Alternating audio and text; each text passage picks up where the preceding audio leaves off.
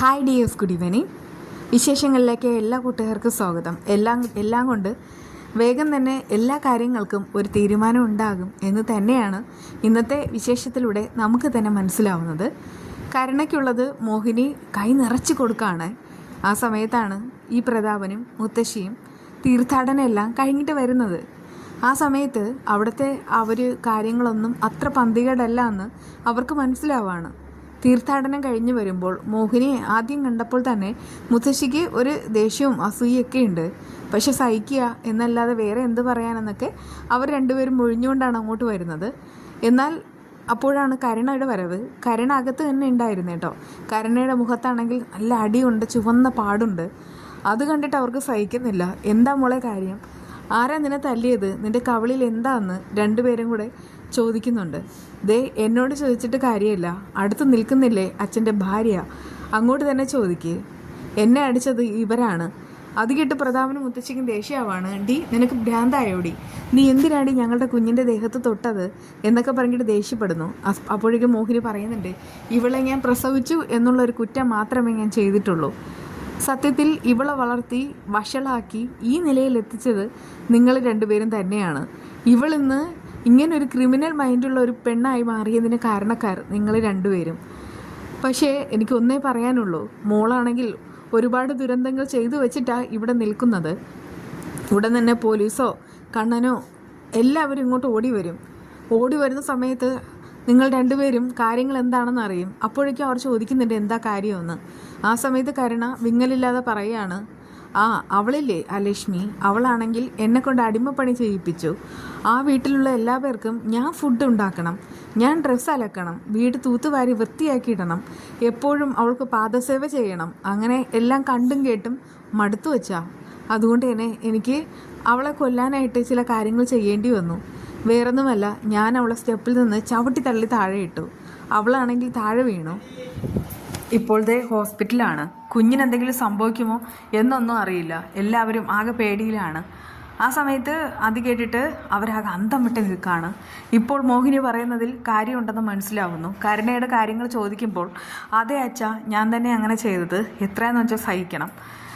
എൻ്റെ മോളെ കൊണ്ട് ഇതൊക്കെ ചെയ്യിപ്പിച്ചത് നിൻ്റെ മോളാണെന്നൊക്കെ മുത്തശ്ശി ഇങ്ങനെ പറയുന്നുണ്ട്. മോഹിനി പറയുന്നുണ്ട്, അതെന്തോ ആയിക്കോട്ടെ, ഒരു ഗർഭിണിയോട് ചെയ്യാൻ പറ്റാത്ത കാര്യങ്ങളാണ് ഒരു പെണ്ണായി ഇവൾ ചെയ്തത്. അതുകൊണ്ട് തന്നെ ഇവൾക്ക് മാപ്പ് കൊടുക്കാൻ ഇനി ഞങ്ങളാരും ഉദ്ദേശിക്കുന്നില്ല. പുന്നാര മകളുടെ കവളത്തിക്കാൻ ഒന്ന് കൊടുത്തിട്ടുണ്ട്. പക്ഷെ അത് കഴിഞ്ഞിട്ട് ഇവൾ എന്നോടൊരു ചോദ്യം ചോദിച്ചു. അതായത് ഹോസ്പിറ്റലിൽ നിന്ന് വിളിച്ചവർ കുഞ്ഞിൻ്റെ മരണത്തെക്കുറിച്ച് പറഞ്ഞു വന്നു. അത്രമാത്രം ക്രൂരയായ പെൺകുട്ടിയാണ്, എനിക്കിവളെ ഇനി കാണണ്ടെന്നൊക്കെ പറഞ്ഞിട്ട് മോഹിനി ഹോസ്പിറ്റലിലേക്ക് പോവുകയാണ് കേട്ടോ.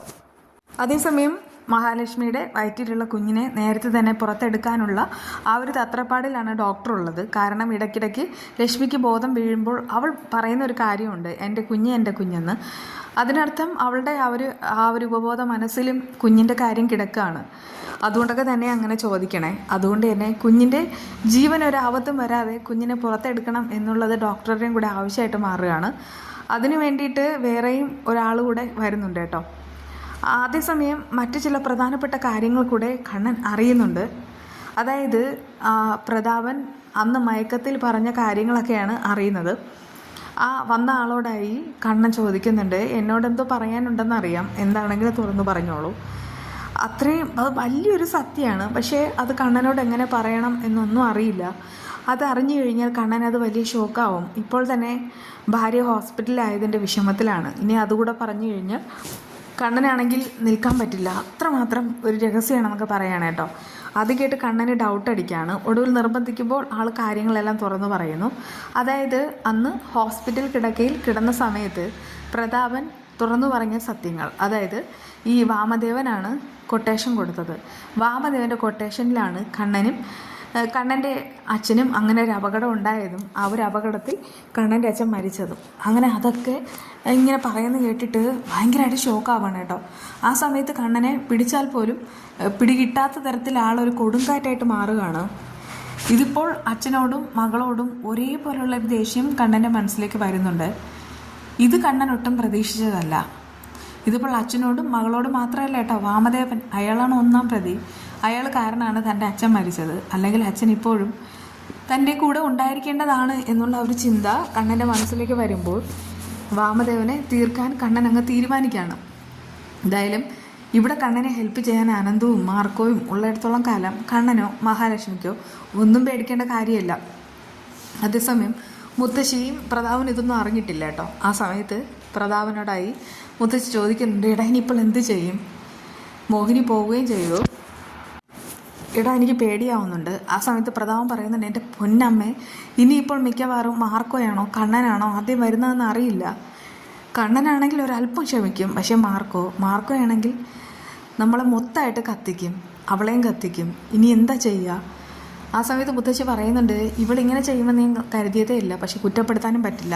അപ്പോഴേക്കും കരുണ അങ്ങോട്ട് വരികയാണ്. എന്നിട്ട് പറയുന്നുണ്ട്, നിങ്ങളും ഇതൊക്കെ തന്നെയല്ലേ ആഗ്രഹിച്ചിരുന്നത്?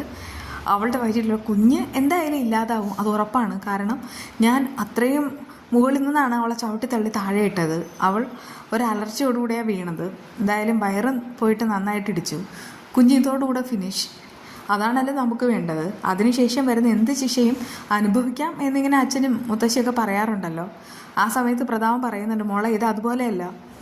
എനിക്ക് വേണേൽ ഈ ഒരു കാര്യം ഏറ്റെടുത്ത് ജയിലിൽ പോകാം, പക്ഷെ പറ്റില്ല. കാരണം മഞ്ജു എല്ലാറ്റിനും ദൃക്സാക്ഷിയാണ്. നടന്ന കാര്യങ്ങൾ മുഴുവനും അവർക്കറിയാം. ഈ സംഭവം ഇവിടെ വെച്ച് നടന്നിരുന്നെങ്കിൽ എങ്ങനെയെങ്കിലും മാറ്റാമായിരുന്നു. പക്ഷേ ഇത് അങ്ങനെയല്ല. ഉറപ്പായിട്ട് കണ്ണൻ പോലീസ് കേസ് കൊടുക്കും. എങ്കിൽ നിന്നെ പോലീസുകാർ കൊണ്ടുപോകും. ഞങ്ങൾക്കിനി ആ ഒരു കാഴ്ച മാത്രമേ ഈ പ്രായത്തിൽ കാണാനായിട്ട് പറ്റുകയുള്ളൂ. എന്തായാലും ഇത് ഒട്ടും സഹിക്കാൻ പറ്റില്ല എന്നൊക്കെ പറഞ്ഞിട്ട് രണ്ടുപേരും ഭയങ്കരമായിട്ട് വിഷമിക്കുകയാണ്. എന്നാൽ കരുണ ഭയങ്കര സ്ട്രോങ് ആണ്. അതിലുപരിയായിട്ട് അവളാണെങ്കിൽ ഭ്രാന്തമായ അവസ്ഥയിൽ എന്തൊക്കെയോ വിളിച്ച് കൂവുന്നുമുണ്ട്. ഒരു കാര്യം മനസ്സിലാക്കാം, അവളുടെ ഏകദേശം സമനിലയെല്ലാം തെറ്റിയിരിക്കുകയാണ്. എന്നാൽ ഉണ്ണിക്കാണെങ്കിൽ പണം പണം പണം എന്നുള്ള ഒരു ചിന്തയേ ഉള്ളൂ. ദുർഗയോട് പറയുന്നതും അക്കാര്യം തന്നെയാണ്. ഇനിയിപ്പോൾ അവളുടെ വയറ്റിലുള്ള കുഞ്ഞ് നഷ്ടപ്പെടുമോ? എനിക്കതൊന്നുമല്ല പേടി. നമുക്ക് മാസപ്പടിയായിട്ട് ഒരു തുക അയാൾ തരുമായിരുന്നു. ഇനിയിപ്പോൾ അതങ്ങോട്ട് നിർത്തലാക്കും. ഇനി എന്ത് ചെയ്യും?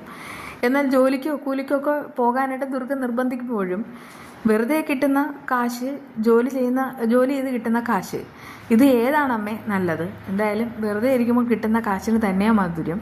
അതുകൊണ്ട് തന്നെ എനിക്ക് അത് മതിയെന്നുണ്ട് ഇങ്ങനെ തീർത്ത് പറയാണ്. അവൻ അങ്ങനെ ഒരുത്തൻ. എന്തൊക്കെ ആയാലും ശരി, ഈ കരുണയുടെ കാര്യത്തിലൊരു തീരുമാനം ഉറപ്പായിട്ടും ഉണ്ടാകും. അതുമാത്രമാണോ? കണ്ണനാണെങ്കിൽ വാമദേവനെ പലതും ചെയ്യും. ഈ വാമദേവനുള്ളത് കണ്ണൻ തന്നെ ശിക്ഷ കൊടുക്കണം. കാരണം അത്രമാത്രം ദുഷ്ടതയാണ് അന്നത്തെ രാത്രി അവരെല്ലാവരും കൂടി ആലോചിച്ച് ചെയ്തത്. ഈ ഒരു കൊട്ടേഷൻ അയാൾ കൊടുത്തത് ഉണ്ണിക്ക് പോലും അറിയില്ല. ഉണ്ണിയും കൂടെ അറിഞ്ഞു കഴിഞ്ഞാൽ അതോടുകൂടെ ആ വാമദേവൻ്റെ ഫാമിലിയോട് തീർത്താൽ തീരാത്ത പകയാവും. എന്തായാലും ഇതിലൂടെയെങ്കിലും ഉണ്ണിയും കണ്ണനും എല്ലാം ഒന്നിക്കട്ടെ. ഒന്നിച്ച് നിന്നിട്ട് അച്ഛൻ്റെ കൊലപാതകയെ അവർ തന്നെ ഇല്ലാതാക്കട്ടെ.